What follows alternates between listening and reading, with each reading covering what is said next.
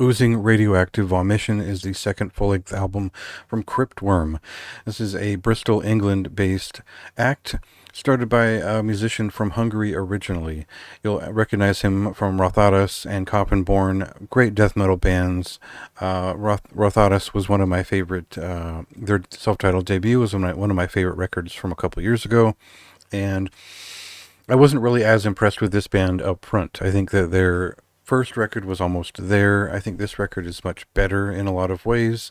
And if you're a fan of what bands like Untergang and Anthropophagus and Snet are doing with filthier, more aggressive, but also very slightly Finnish in touch, that's kind of what this is. There's more to it. We'll get to a clip just so you can get an idea of it, and we'll go from there.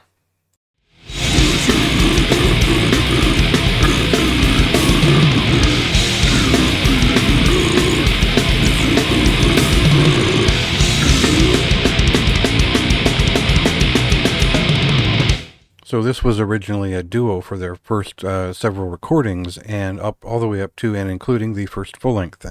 This record sounds just like the first record, with a little bit more polish to the mix and the master, and maybe a little bit more technical playing overall, because they've replaced the one of the members with two people, and they're both from Seprivation. One also plays bass in Cryptic Shift, and that means that this is a little bit tighter. It's a little bit more to the point.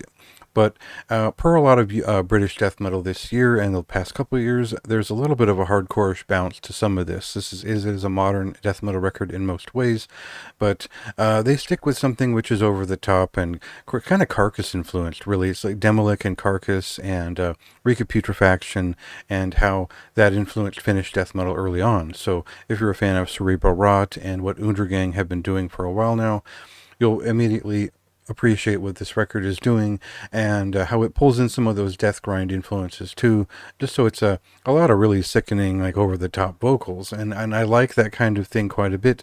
It has to be backed up by riffs. Here I would say it's backed up by riffs about 75-80% of the time, and that works for me. I had a great time with this record. I think it's a heavy record. It doesn't quite go for, like, full on like hardcore / death metal or anything like that.